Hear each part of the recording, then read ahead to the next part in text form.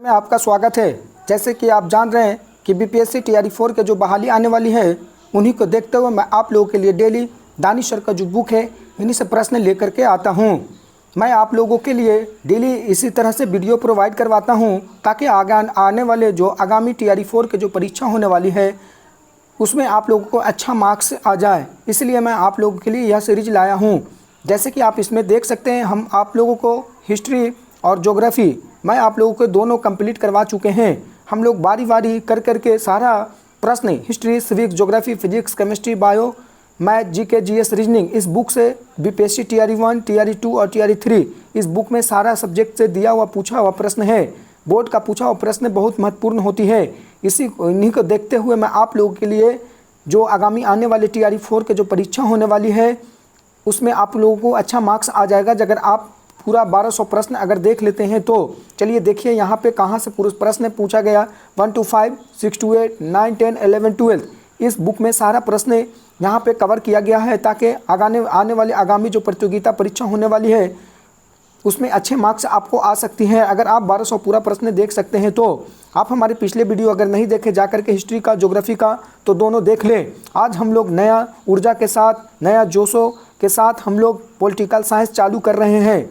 हम लोग 1 से लेकर के 337 प्रश्न हम लोग टोटल देख चुके हैं। इसमें हिस्ट्री से लेकर के ज्योग्राफी तक 337 प्रश्न हम लोग देख चुके हैं। आज हम लोग 338वां प्रश्न देखेंगे जो बीपीएससी टीआरई 1, टीआरई 2 और टीआरई 3 का पूछा हुआ प्रश्न है।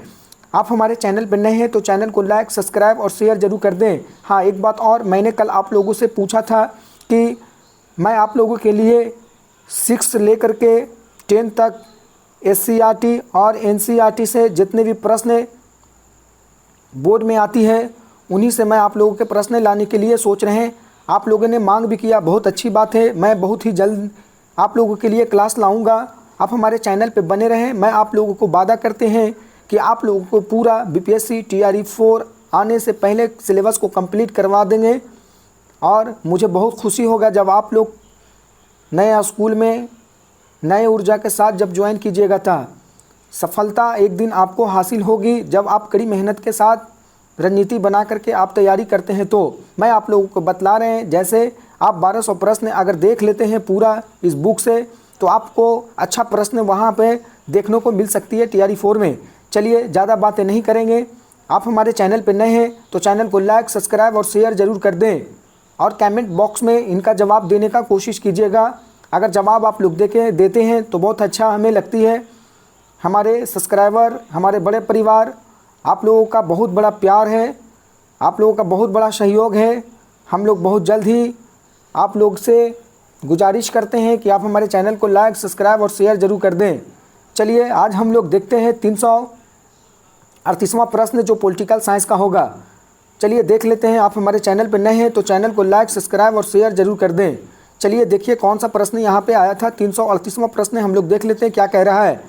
यहाँ पे देखिए, भारतीय संविधान एवं राज्य संस्थान यानी भारतीय संविधान विकास एवं संविधान सभा से जितने भी प्रश्न बीपीएससी टीआरई 1, टीआरई 2 और टीआरई 3 में आया है इस बुक में दिया हुआ है। चलिए हम लोग देख लेते हैं। आज हम लोग नया ऊर्जा और जोशों के साथ हम लोग यहाँ पे पॉलिटिकल साइंस चालू कर रहे हैं।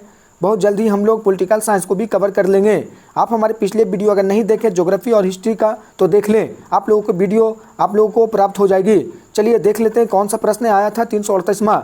आज हम लोग चालू कर रहे हैं। चलिए देखिए, 1946 वर्ष 1946 में बनी अंतरिम सरकार के डॉक्टर राजेंद्र प्रसाद के पास कौन सा विभाग था। बहुत अच्छा प्रश्न आया था। वर्ष 1946 में बनी अंतरिम सरकार में डॉक्टर राजेंद्र प्रसाद के पास कौन सा विभाग था। चलिए हम लोग देख लेते हैं। ऑप्शन ए में क्या कह रहा है, रक्षा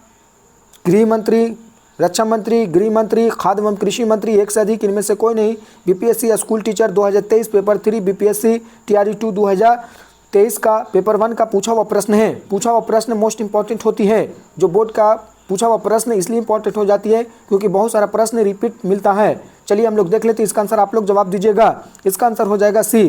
क्या हो जाएगा, तो खाद्य एवं कृषि मंत्री कौन थे, तो डॉक्टर राजेंद्र प्रसाद। कब बने थे, तो याद रखिएगा 1946 ईस्वी में अंतरिम सरकार में। चलिए हम लोग इसका देख लेते हैं डिफिनेशन क्या कह रहा है। कह रहा है कि वर्ष 1946 में बनी अंतरिम सरकार में डॉक्टर राजेंद्र प्रसाद के पास खाद्य एवं कृषि मंत्री था। याद रखिएगा, आपसे प्रश्न आ जाएगा कि बतलाइएगा अंतरिम सरकार 1946 में जो बनी थी उस समय खाद्य एवं कृषि मंत्री कौन था? तो याद रखिएगा डॉक्टर राजेंद्र प्रसाद, याद रखिएगा। चलिए हम लोग देख लेते हैं 339वां प्रश्न क्या कह रहा है। कह रहा है इस बुक में देख लीजिएगा, हिस्ट्री इस बुक में इंग्लिश और हिंदी दोनों में दिया हुआ है। इंग्लिश वाले छात्र के लिए बहुत हेल्पफुल हो जाएगा यह वीडियो। चलिए देख लेते हैं क्या कह रहा है यहाँ पे प्रश्न। 339वां प्रश्न हम लोग देख लेते हैं क्या कह रहा है। कह रहा है जवाहरलाल नेहरू की अस्थायी सरकार में श्रम मंत्री कौन थे? देखिए कहाँ से प्रश्न बन करके आती है, आप इस वीडियो में देख सकते हैं, इस बुक में देख सकते हैं। आप लोग को अनुभव हो जाएगा कि हमें कैसे तैयारी करनी चाहिए। TRE 4 आगामी आने वाली जो परीक्षा है आप यहाँ से पता लगा सकते हैं। जवाहरलाल नेहरू की अंतरिम सरकार में श्रम मंत्री कौन थे? अरुणा आसिफ अली, श्री राजगोपालचारी, जगजीवन राव, एक से अधिक इनमें से कोई नहीं। BPSC school teacher 2023 paper 2 shift 1 का पूछा हुआ प्रश्न है। चलिए इसका आंसर देख लेते हैं। इसका आंसर हो जाएगा C, जगजीवन राव। प्रश्न क्या आया था कि जवाहरलाल नेहरू के अस्थायी सरकार में श्रम मंत्री कौन था? श्रम मंत्री। चलिए इसका आंसर क्या हो जाएगा? तो जगजीवन राम हो जाएगा। हम लोग समरी देख लेते हैं। इसका समरी क्या कहता है? कह रहा है कि 2 सितंबर 1946, याद रखिएगा डेट को, 2 सितंबर 1946 ईस्वी को पंडित जवाहरलाल नेहरू के नेतृत्व में गठित अंतरिम अस्थायी सरकार में जगजीवन राव श्रम मंत्री बनाया गया था, जबकि अरुणा आसिफ अली को, यहाँ पे देखिए अरुणा आसिफ अली को रेलवे मंत्री याद रखिएगा। अरुणा आसिफ अली को कौन सी मंत्री? तो रेलवे मंत्री बनाया गया था। अरुणा आसिफ अली को याद रखिएगा। रेलवे मंत्री किसे बनाया गया था? तो अरुणा आसिफ अली को। आगे देखिए परिवहन मंत्री कौन था? तो श्री राजगोपालचारी, याद रखिएगा। आगे देख लेते हैं शिक्षा मंत्री किसे बनाया गया था? श्री राजगोपालचारी को, सॉरी यहाँ पे परिवहन मंत्री श्री राजगोपालचारी को, शिक्षा मंत्री जवाहरलाल नेहरू में कार्यरत परिषद उपाध्यक्ष थे। विदेश मामले में राष्ट्रमंडल में कार्यभार तथा सरदार वल्लभ पटेल को गृह एवं सूचना प्रसारण मंत्रालय का दायित्व दिया गया था। मोस्ट इंपॉर्टेंट, इसमें से बहुत सारा प्रश्न बनकर आ रही है, मैं आप लोगों को फिर से बतला देते हैं। देखिए यहाँ पे प्रश्न कौन सा बनकर आ रही है। बात हो रही है 2 सितंबर 1946 की। मैं आप लोगों को बतला देते हैं प्रश्न बनाकर, ताकि आप लोगों को यहाँ पर किसी तरह से दिक्कत और परेशानी ना हो समझने में। चलिए समझिएगा। सबसे पहली बात है कि 2 सितंबर 1946 ईस्वी की बात हो रही है। यहाँ पे मैं आप लोगों को बता देते हैं 2 सितंबर 1946 में जो अंतरिम सरकार का गठन किया गया था वो थे पंडित जवाहरलाल नेहरू के समय में अंतरिम सरकार के गठन किया गया था। हम लोग देख लेते एक एक करके। यहाँ पे क्या है, कौन कौन से पदभार किसको दिया गया था, मंत्री किसे बनाया गया था पंडित जवाहरलाल नेहरू के द्वारा अंतरिम सरकार का जब गठन हो गया था तब। आगे देखिए कौन सा, तो जगजीवन राव को श्रम मंत्री बनाया गया था। कौन सी मंत्री? तो याद रखिएगा श्रम मंत्री किसे बनाया गया था? तो जगजीवन राम को, याद रखिएगा। आपसे प्रश्न आएगा कि अंतरिम सरकार 1946 में जब गठित हुई थी तो उस समय श्रम मंत्री कौन थे? तो याद रखिएगा जगजीवन राम थे। आगे देख लेते, जबकि अरुणा आसिफ अली को क्या बनाया गया था? चलिए देखिए रेलवे एवं परिवहन मंत्री बनाया गया था अरुणा आसिफ अली को, याद रखिएगा। अभी हमने आप लोग को बतलाया कि अंतरिम सरकार 1946 ईस्वी में जो गठित हुआ था, कब हुआ था गठित? 1946 ईस्वी में पंडित जवाहरलाल नेहरू के समय में जो गठित हुआ था। उस समय भारत के श्रम मंत्री कौन थे? तो याद रखिएगा श्रम मंत्री कौन था? तो जगजीवन राम। कौन था? तो जगजीवन राम था, याद रखिएगा जगजीवन राम था। आगे देखिए रेलवे एवं परिवहन मंत्री कौन था? तो अरुणा आसिफ अली था, याद रखिएगा। कौन था? तो अरुणा आसिफ अली, याद रखिएगा। आगे देख लेते हैं श्री राजगोपालचारी को कौन सा पद संभाला गया था? तो शिक्षा मंत्री, याद रखिएगा। 1946 ईस्वी में अंतरिम सरकार का जब गठन हुआ था तो उस समय शिक्षा मंत्री कौन बने थे? तो याद रखिएगा श्री राजगोपालचारी। आगे देख लेते हैं क्या है, पंडित जवाहरलाल नेहरू के कार्य परिषद का उपाध्यक्ष। देखिए पंडित जवाहरलाल नेहरू कौन से पद को संभाले थे? तो पंडित जवाहरलाल नेहरू को कार्यकारी परिषद के उपाध्यक्ष और विदेशी मामले में राष्ट्रमंडल का कार्यभार संभाला था। आपसे प्रश्न आएगा कि अंतरिम सरकार 1946 ईस्वी में जो गठित हुई थी उस समय कार्य एवं राष्ट्रमंडल परिषद के उपाध्यक्ष यानी राष्ट्रमंडल के मामले में किसे कार्यभार संभाला गया था? तो याद रखिएगा किसको? तो पंडित जवाहरलाल नेहरू को, याद रखिएगा। आगे देख लेते हैं, आपसे पूछा जाएगा कि 1946 में जो अंतरिम सरकार की गठन हुई थी उस समय भारत के उप प्रधानमंत्री, गृह मंत्री, सूचना प्रसारण मंत्री किसे दिया गया? तो सरदार वल्लभ पटेल को। सरदार वल्लभ पटेल 3 पद संभाले गए थे, याद रखिएगा। सरदार वल्लभ पटेल को कौन कौन से पद दिया था? सरदार वल्लभ पटेल भारत के उप प्रधानमंत्री, याद रखिएगा भारत के उप प्रधानमंत्री, गृह मंत्री, कौन सा? तो गृह मंत्री, सूचना एवं प्रसारण मंत्री, याद रखिएगा। सूचना एवं प्रसारण मंत्री किसे दिया गया था? तो यार सरदार वल्लभ पटेल को दिया गया था। 1 2 3 पद कैबिनेट के समय में सरदार वल्लभ पटेल को पद को संभाला गया था, याद रखिएगा। चलिए आप हमारे चैनल पर नए हैं तो चैनल को लाइक, सब्सक्राइब और शेयर जरूर कर दें। अगर आप लोगों को वीडियो अच्छा लगती है तो हमारे कमेंट बॉक्स में जरूर जवाब दीजिएगा। कमेंट बॉक्स में जवाब देने से हमें पता चलता है कि आप कितने वीडियो को देखने वाले लोग हैं। चलिए देख लेते हैं। बेशक आप लोग ज़रूर कमेंट बॉक्स में जवाब दीजिएगा अगर वीडियो अच्छा लगती है तो। चलिए हम लोग देख लेते हैं 340वां प्रश्न कौन सा आया था। देखिए, केवल संविधान सभा के सदस्यों को चुनाव में भाग लेने वाले भारत की वयस्क आबादी के मतदाताओं का प्रभावी प्रकाशित है। यहाँ पे प्रश्न बहुत अच्छा आया था। देखिए, केवल संविधान सभा के सदस्यों को चुनाव में भाग लेने वाले भारत की वयस्क आबादी के मतदाताओं को प्रभावी प्रतिशत क्या था। देख लेते हैं हम लोग। ऑप्शन क्या कह रहा, 10 से 15%, 20 से 25%, 30 से 35%, एक से अधिक। और यहाँ पे ई में हो जाएगा इनमें से कोई नहीं। क्या हो जाएगा, इनमें से कोई नहीं। कहाँ पूछा हुआ प्रश्न है, देख सकते हैं आप। BPSC school teacher 2023 paper 2 shift 1 का पूछा हुआ प्रश्न है। चलिए यहाँ पे देख लेते हैं इसका आंसर क्या हो जाएगा। तो ए हो जाएगा कितना, तो 10 से 15%। यहाँ पे प्रश्न आप लोगों को फिर से पढ़ के बतला देते हैं, समझ में आ जाएगा। केवल संविधान सभा के सदस्यों के चुनाव में भाग लेने वाले भारत की वयस्क आबादी के मतदाताओं को प्रभावी प्रतिशत कितनी थी, तो यहाँ पे याद रखिएगा कितना, तो 10 से 15%। चलिए हम लोग इसका डिफिनेशन देख लेते हैं। समरी क्या कह रहा है, कह रहा है भारतीय संविधान सभा के सदस्य को चुनाव में भाग लेने वाले भारतीय वयस्क आबादी वाले मतदाताओं को प्रभावी प्रतिशत कितनी थी, तो 10 से 15% थे, याद रखिएगा। चलिए आगे हम लोग प्रश्न देख लेते हैं। 341वां प्रश्न क्या कह रहा है, कह रहा है कि हिंदी संघ की आधिकारिक भाषा होगी का निर्णय संविधान सभा के किस समिति सितंबर 1949 में किया गया था। बहुत अच्छा प्रश्न आया था। चलिए 341वां प्रश्न हम लोग देख रहे हैं। हिंदी क्या बोल रहे हैं यहाँ पे, प्रश्न आया था कि हिंदी संघ की आधिकारिक भाषा होगी का निर्णय संविधान सभा के किस समिति के सितंबर 1949 में किया गया था। चलिए हम लोग ऑप्शन देख लेते हैं। सुप्रीम कोर्ट की समिति के द्वारा, नियम एवं प्रक्रिया समिति के द्वारा, मसौदा समिति के द्वारा, एक से अधिक। और ई में हो जाएगा इनमें से कोई नहीं। क्या हो जाएगा, तो इनमें से कोई नहीं। चलिए इसका आंसर आप लोग बताइएगा क्या हो जाएगा। आप हमारे चैनल पर नए हैं तो चैनल को लाइक। 341वां का आंसर क्या हो जाएगा, तो 341वां का आंसर हो जाएगा एक से अधिक। क्या हो जाएगा, एक से अधिक। चलिए हम लोग देख लेते हैं। इसका समरी मैं बतला देता हूँ। यहाँ पे समरी इस बुक में नहीं दिया गया था, मैं आप लोगों को थोड़ा सा बतला देते हैं। समरी क्या बोल रहा है कि भारतीय संविधान सभा के प्रारूप समिति सितंबर 1949 ईस्वी में निर्णय लिया गया था। क्या है, तो यहाँ पे याद रखिएगा भारतीय संविधान सभा के प्रारूप समिति का निर्णय कब लिया गया था, तो 1949 ईस्वी में। आगे देखिए यहाँ पे क्या कह रहा है कि हिंदी भारत की संघ आधिकारिक भाषा होगी। क्या बोला गया था कि हिंदी भारत की संघ आधिकारिक भाषा होगी। इस समिति का अध्यक्ष कौन थे, तो डॉक्टर भीमराव अंबेडकर थे, याद रखिएगा। कौन थे, तो डॉक्टर अंबेडकर साहब थे। कौन थे, तो डॉक्टर अंबेडकर साहब थे। इस समिति का अध्यक्ष चुना गया था डॉक्टर भीमराव अंबेडकर को। आगे देख लेते हैं क्या भारत के संविधान का मसौदा तैयार करने का जिम्मेदार किसे दिया गया था, तो डॉक्टर भीमराव अंबेडकर को, याद रखिएगा। प्रश्न बन करके आती है। नियम और प्रक्रिया समिति संविधान सभा के कागजात के प्रतिक्रिया नियम निर्धारित करने की जिम्मेदारी दी गई थी डॉक्टर भीमराव अंबेडकर को, याद रखिएगा। इसमें आधिकारिक भाषा सहित संविधान सभा के कागजात के संचालन के संविधान सभा के चर्चा लिया गया और भूमिका निभाया गया था। यानी कहने का मतलब है इस प्रश्न में सभी निचोड़ यही है कि मसौदा समिति का अध्यक्ष किसे बनाया गया था, तो याद रखिएगा डॉक्टर भीमराव अंबेडकर को। क्या बनाया गया, तो डॉक्टर भीमराव अंबेडकर को बनाया गया था। तो सितंबर कब बात हो रही थी, तो सितंबर 1949 ईस्वी को मसौदा समिति तैयार की गई थी। उस समय भारत के मसौदा समिति का अध्यक्ष किसे चुना गया था, तो अंबेडकर को चुना गया था। किसको चुना गया था, तो अंबेडकर को चुना गया था, याद रखिएगा। किसे चुना गया था, तो अंबेडकर साहब को चुना गया था। चलिए हम लोग 342वां प्रश्न देख लेते हैं। 342वां प्रश्न क्या आया था। आप हमारे चैनल पर नए हैं तो चैनल को लाइक, सब्सक्राइब और शेयर जरूर कर दीजिएगा। चलिए हम लोग देख लेते हैं 342वां प्रश्न। यहाँ पे देखिए टॉपिक चेंज हुआ है। यहाँ पे देखिए कौन सा टॉपिक से प्रश्न आया था, तो यहाँ पे देख लिया भारतीय संविधान की उद्देशिका, संघ और एवं राज्य से जो प्रश्न बनकर के आई थी, भारतीय संविधान के स्रोत, अनुच्छेद, अनुसूची और नागरिक। यहाँ पे जितने भी प्रश्न इनसे बन करके आया था बीपीएससी टीआरई 1, टीआरई 2 और टीआरई 3 में, आप देख सकते हैं।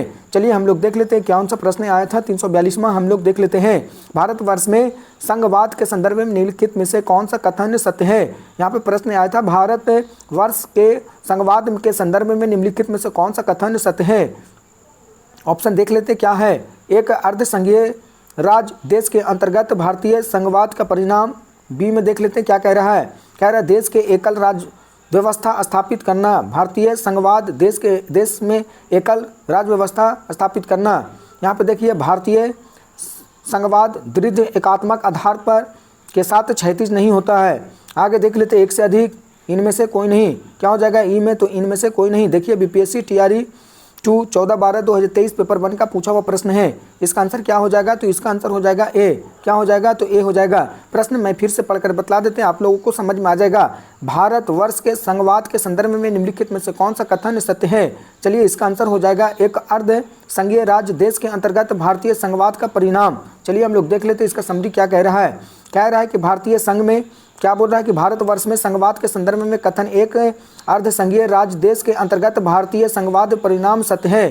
संघवाद सरकार की एक प्रणाली है, याद रखिएगा। संघवाद सरकार की एक क्या है? तो प्रणाली है जिसमें सत्ता के केंद्रीय प्राधिकरण और देश की विभिन्न घटक इकाई के बीच विभाजित होती है, याद रखिएगा। सत्ता का ऊर्ध्वाधर विभाजन जिसमें से सरकार के उच्च एवं निम्न को शामिल करते हुए शक्तियों का विभाजन करती है। चलिए आगे 343वां प्रश्न हम लोग देख लेते हैं। कौन सा प्रश्न आया था? 343वां। देखिए यहाँ पे लिखा हुआ है भारतीय संविधान के किस अनुच्छेद द्वारा अप्रियता की समाप्ति की गई? Most important VVI. यहाँ से प्रश्न बहुत बार ये प्रश्न आप लोगों को हर परीक्षा में देखने को मिलती है, इसको याद कर लीजिएगा बढ़िया से। इसका हम लोग समरी देख लेते हैं क्या कह रहा है। भारतीय संविधान के मैं प्रश्न फिर से पढ़ कर बतला देते हैं, समझ में आ जाएगा। भारतीय संविधान के किस अनुच्छेद के द्वारा अप्रियता को समाप्त किया गया था? अनुच्छेद 14, अनुच्छेद 15, अनुच्छेद 17, एक से अधिक, इनमें से कोई नहीं। बीपीएससी टीआरई 3 2024 का पूछा हुआ प्रश्न है। चलिए इसका आंसर क्या हो जाएगा? तो इसका आंसर हो जाएगा सी। चलिए हम लोग देख लेते हैं अनुच्छेद 17, इसका समरी हम लोग देख लेते हैं, आप लोगों को समझ में आ जाएगा पूरा। चलिए देख लेते हैं भारतीय संविधान का अनुच्छेद 17, याद रखिएगा कौन सा यहाँ पे बात हो रही थी? अनुच्छेद 17 की बात हो रही है। भारतीय संविधान के अनुच्छेद 17 में अप्रियता को समाप्त किया गया था। अप्रियता को समाप्त किया गया था और उसका किसी भी स्वरूप में होगा तो आचरण निषिद्ध। अप्रियता से उपाधि की किसी निम्नयोग्यता को लगाना अपराध होगा जो कि विधि के अनुसार दंडनीय होगा। आगे देखिए अनुच्छेद 14 के संबंध में विधि के समझ का समानता। अनुच्छेद 15 में किसी नागरिक को साथ जाति, धर्म, लिंग पर और वंशज के आधार पर भेदभाव नहीं कर सकता है। अनुच्छेद 22 के संबंध में गिरफ्तारी और कुछ मामलों में नज़रबंदी का खिलाफ का संरक्षण है। चलिए मैं आप लोगों को प्रश्न बना करके बतला देते हैं, आप लोगों को पूरा क्लियर करवा देते हैं, समझ में आ जाएगा। आपसे प्रश्न आ जाएगा कि अप्रियता का अंत कब किया गया था, कौन सा अनुच्छेद में? तो यहाँ पे याद रखिएगा अनुच्छेद 17 में अप्रियता को अंत किया गया था। कितना? तो अनुच्छेद 17 में अप्रियता को अंत किया गया। अप्रियता का मतलब होता है छुआछूत। क्या हो जाएगा? तो छुआछूत को समाप्त कब किया गया था? तो याद रखिएगा अनुच्छेद 17 में। यहाँ पे प्रश्न बन करके आती है। आगे देखिए आपसे प्रश्न पूछेगा, मैं देखिए आप लोगों को एक एक करके बतला देते हैं। अनुच्छेद 14, अनुच्छेद 15, अनुच्छेद 16, अनुच्छेद 17, अनुच्छेद 18, अनुच्छेद 19, अनुच्छेद 20, अनुच्छेद 21, अनुच्छेद 22, अनुच्छेद 23, अनुच्छेद 24, यानी मैं आप लोगों के अनुच्छेद 25, 26, 27, 28, 29, 30 यानी 30 तक मैं आप लोगों को पूरा बतला देते हैं। यहाँ पे समझ लीजिएगा। आर्टिकल 14 में विधि के समानता का अधिकार, याद रखिएगा। अनुच्छेद 15 में है क्या है? तो अनुच्छेद 15 में है जाति, धर्म, लिंग पर कोई भेदभाव नहीं करेगा। अनुच्छेद 16 में है लोक नियोजन, यहाँ पे अनुच्छेद 16 में है लोक नियोजन यानी सरकारी दफ्तर में किसी प्रकार का भेदभाव नहीं। अनुच्छेद 17 में जो प्रश्न अभी आया है, अनुच्छेद 17 में अप्रियता का अंत है। 18 में है उपाधियों का अंत है। 19 में है 6 प्रकार के मौलिक अधिकार के दिया गया है जो प्रेस की स्वतंत्रता। 20 में हो गया था, 20 में हो जाएगा उपाधियों का अंत हो जाएगा। 18 में उपाधियों का अंत हो जाएगा। 21 में देखिए 21 में क्या है? तो 21 में है जीवन को सुरक्षा का अधिकार। 22 में गिरफ्तार किया गया। 22 में हो जाएगा गिरफ्तार किया गया। 23 में हो जाएगा जो प्रश्न बार बार पूछी जाती है। 23 में हो जाएगा जो बच्चों को जो 6 से 14 वर्ष के बच्चों को काम करवाना जोखिम अपराध है। 23 में हो गया यहाँ बेरोजगार स्वरूप हो जाएगा। 25 में धर्म, जाति, लिंग पर कोई भेदभाव नहीं।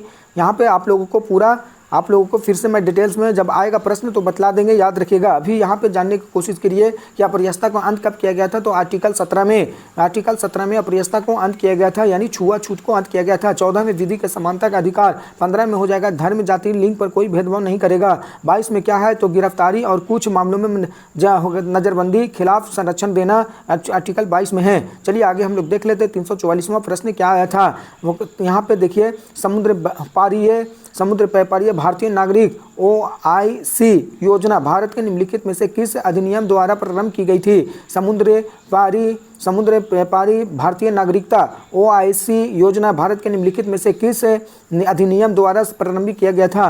ऑप्शन देख लेते हैं यहाँ पे क्या है। तो नागरिकता संशोधन अधिनियम 2003, ऑप्शन देखिए 1955 नागरिकता अधिनियम 1955 देख लेते हैं।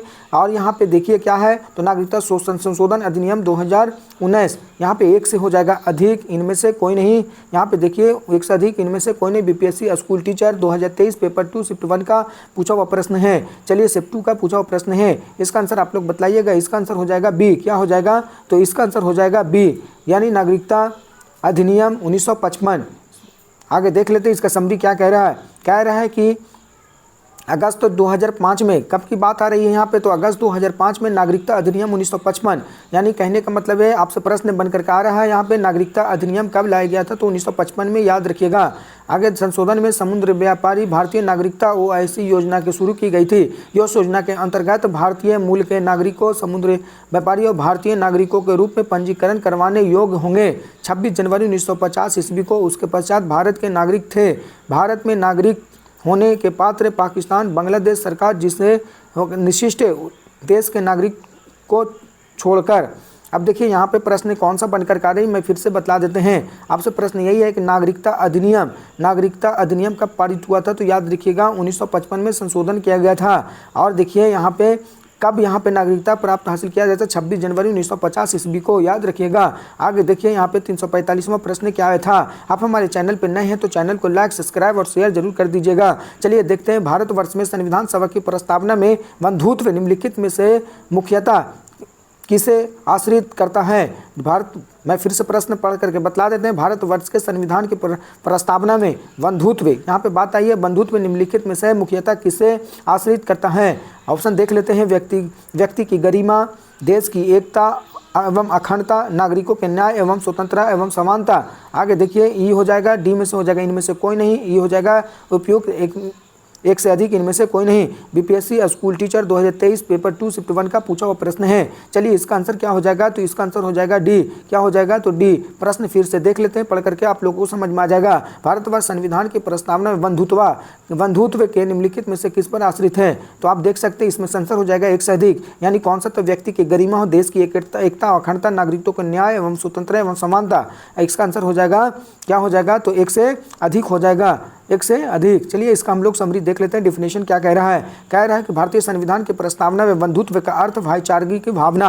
याद रखिएगा, आपसे प्रश्न आ जाएगा कि भारतीय संविधान में बंधुत्व का अर्थ क्या होता है, तो भाईचारगी की भावना, याद रखिएगा। या एकल नागरिकता के तंत्र के माध्यम से भाईचारों की भावना को प्रोत्साहित करता है। बंधुत्व मुख्यतः दो बातों पर आश्रित होती है। बंधुत्व कितने पर, तो दो बातों पर आश्रित होती है, व्यक्ति की गरिमा और देश की एकता और अखंडता। यानी कहने का मतलब है, अगर प्रश्न आपसे आगामी जो प्रतियोगिता परीक्षा TRE 4 आने वाले हैं, अगर यहाँ से प्रश्न बन करके आ सकती है, तो यहाँ पे देख लीजिएगा बंधुत्व मुख्यतः कितने, तो दो बातों पे आश्रित है। कौन कौन सी, तो याद रखिएगा व्यक्ति की गरिमा और देश की एकता और अखंडता। देश की एकता और अखंडता, याद रखिएगा। बंधुत्व का अर्थ होता है भाईचारकों की भावना, याद रखिएगा। आगे 346वां प्रश्न हम लोग देख लेते हैं। 346वां प्रश्न क्या आया था, देखिए। भारत के संविधान की प्रस्तावना न्याय की गारंटी देती है। कह रहा भारत के संविधान की प्रस्तावना न्याय की गारंटी देती है। इसका तात्पर्य यहाँ पे देख लेते हैं। भारत के संविधान की प्रस्तावना न्याय की गारंटी देती है। इसका तात्पर्य भारत ने अपने जनमानस को अनुमति देती है।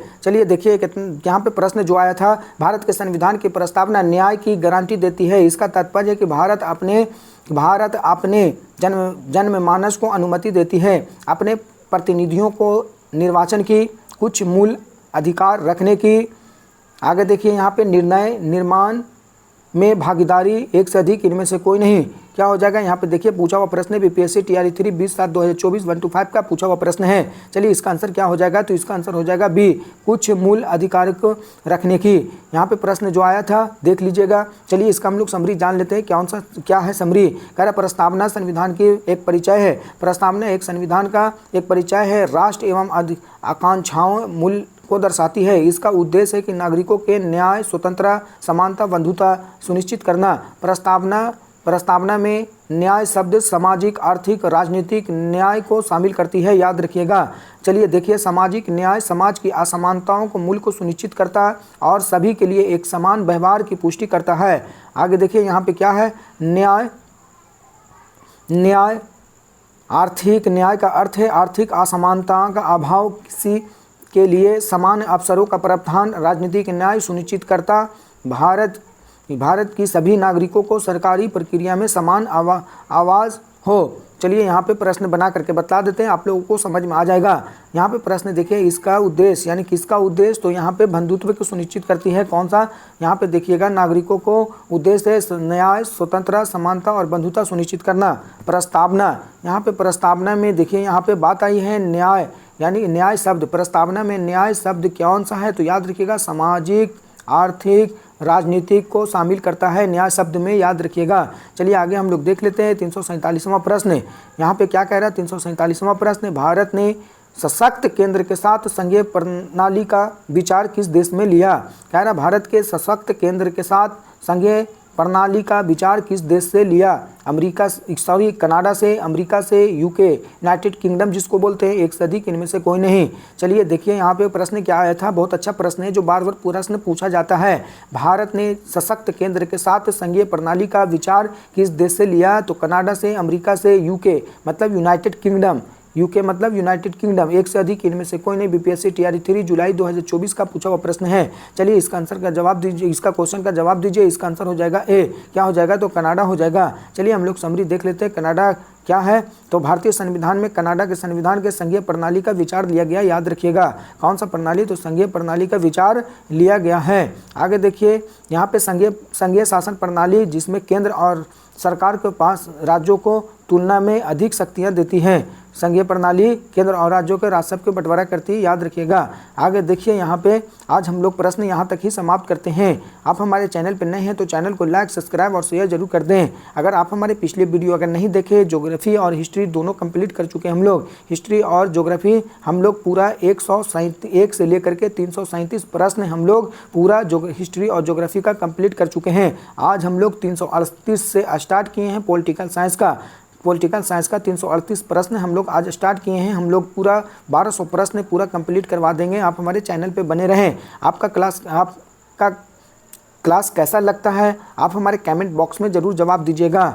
चलिए मैं आप लोगों के लिए यहाँ तक ही वीडियो को समाप्त करते हैं। 347 प्रश्न। कल हम लोग फिर से मिलते हैं नया ऊर्जा के साथ। आप हमारे चैनल पर नए हैं तो चैनल को लाइक, सब्सक्राइब और शेयर जरूर कर दें। चलिए आज के लिए